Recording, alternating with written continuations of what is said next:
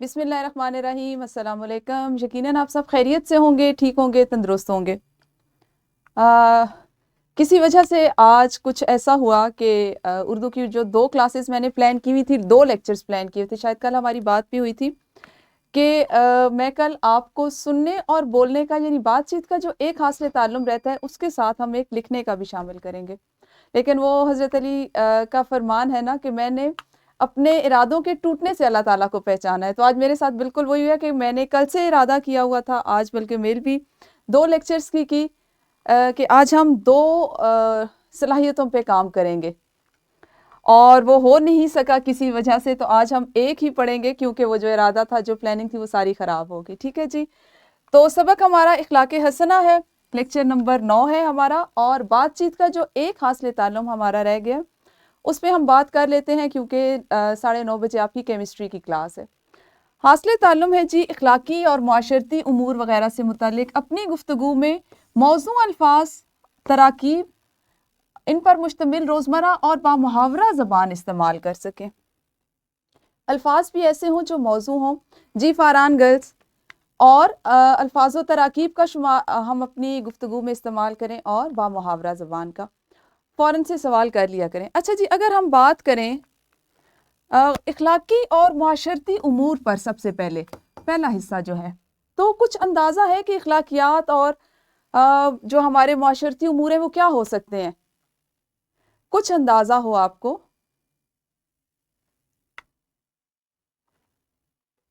جی جی T N فوراً سے unmute کر کے بتائیے۔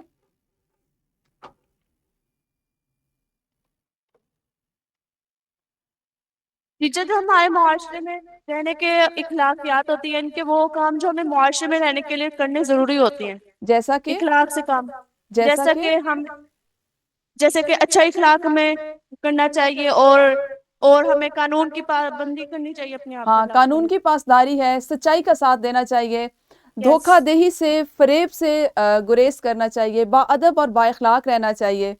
لین دین میں اگر ہم معاشرتی امور کی بات کریں تو لین دین میں کمی نہیں کرنی چاہیے، کسی طرح کی اونچ نیچ نہیں کرنی چاہیے، عدل و انصاف سے کام لینا چاہیے، کرپشن بھی نہیں کرنی چاہیے۔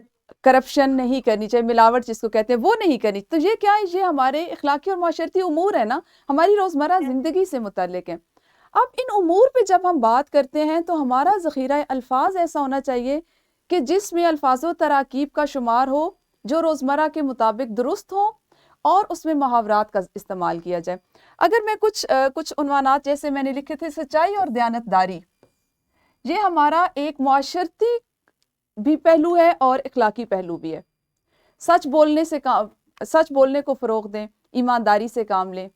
اسی طرح احترام انسانیت، یہ ایک معاشرتی پہلو ہے نا، ہر انسان کا احترام کیا جائے، اس کو مساوی حقوق دیے جائیں۔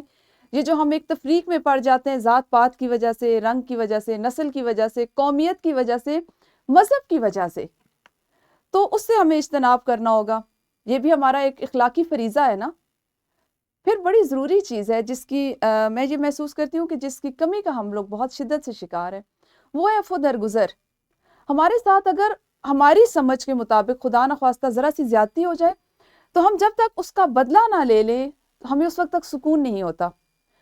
تو اس پہ سوچنے کی، اس پہ بات کرنے کی بڑی شدید ضرورت ہے۔ کہاں کس کس پہلو پہ ہم عفو درگزر سے کام لے سکتے ہیں؟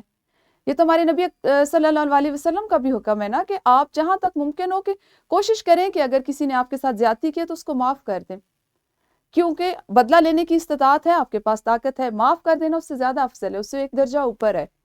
تو یہ بھی ہمارا ایک اخلاقی فرض ہے۔ اب بات یہ ہے کہ ایسے تمام امور جو ہیں ان پہ جب ہم نے گفتگو کرنی ہے، ہماری بات چیت، ہماری گفتگو جو ہے وہ ہماری شخصیت کی آئینہ دار ہے، عکاس ہے۔ اس میں آج ہمارا جو حاصل تعلم ہے کہ آپ نے اپنی گفتگو میں جن الفاظ کو فروغ دینا، استعمال زیادہ کرنا ہے، اس میں آپ کی بامحاورہ گفتگو ہو، محاورات کا استعمال کریں۔ کیوں کرتے ہیں؟ بہت لمبی چوڑی بات کو سمیٹ کر محاورے میں استعمال کر لیتے ہیں۔ ٹھیک ہے، روزمرہ کا استعمال کریں تو درست استعمال کریں۔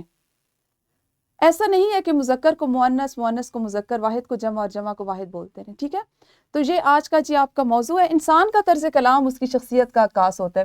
کل ہم پرسوں جب بات کر رہے تھے تقاریر کی تو اس میں یہ بات ہو رہی تھی کہ جہاں پہ لہجہ تلفظ غلط ہوتا ہے ساری گفتگو جو ہے اس کا مزہ کرکرا ہو جاتا ہے نا. تو نرم اور شائستہ انداز گفتگو جو ہے وہ کسی بھی جس کو آپ مخاطب کرتے ہیں اس کے دل پر اثر کرتا ہے.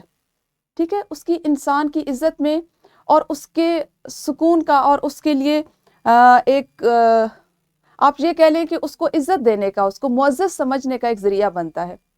جبکہ اگر آپ دیکھیں سخت کلامی سے آپ گفتگو کرتے ہیں تو جتنی بھی اچھی بات کریں گے وہ سننے والے پر اثر نہیں کرے گی.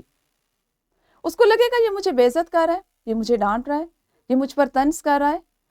تو آپ کے الفاظ کے چناؤ کے ساتھ آپ کا نرم لہجہ اور نرم رویہ بھی اتنا ہی زیادہ ضروری ہے. اور اس سے کیا ہوتا ہے کہ یہ تمام چیزیں آپ کی تربیت کو ظاہر کرتی ہیں, ہے نا.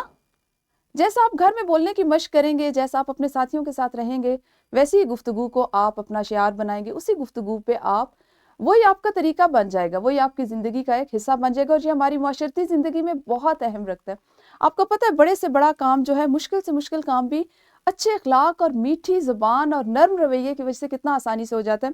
قائد اعظم رحمۃ اللہ علیہ کی مثال اس میں ہمارے سامنے ہے کہ پاکستان بغیر جنگ کے کیسے ہو گیا, ان کی زبان کی وجہ سے. ٹھیک ہے. اچھا جی, محاورہ زبان کا ہم استعمال کیوں کرتے ہیں؟ تاکہ ہم بڑے بڑے جو وسیع موضوعات ہوتے ہیں ان پہ کم سے کم الفاظ میں اپنی گفتگو کو کر سکیں. ٹھیک ہے. روزمرہ محاورہ اور کہاوت ادب کے تمام اصناف سخن ہیں اور اس کی دلچسپی اور معنی خیزی کو وسعت دیتے ہیں. زبان و ادب میں ان کے استعمال سے مزید لطافت پیدا ہوتی ہے. آپ لوگوں نے اس ہفتے جو آپ کے پاس ہفتے اور اتوار کا دن ہے, احساس ذمہ داری موضوع ہے آپ کے پاس, احساس ذمہ داری. اس پہ آپ نے سوچنا ہے, اپنے پاس اہم نکات لکھیں گے اور پیر کو ہم بات کریں گے با محاورہ گفتگو کرتے ہوئے, الفاظ و تراکیب کا استعمال کرتے ہوئے کہ آپ اس موضوع پہ کس طرح سے بات کر سکتے ہیں. ٹھیک ہے جی. یہ آپ کی بات چیت کا آپ کے ایک اخلاقی پہلو ہے, ایک معاشرتی پہلو ہے. شدت سے ہمیں اس کی ضرورت ہے. ہم اسے کتنا محسوس کرتے ہیں, کس حد تک محسوس کرتے ہیں, اس میں ہم بات کریں گے پیر کو. اپنا بہت خیال رکھیے گا. اللہ حافظ. شکریہ.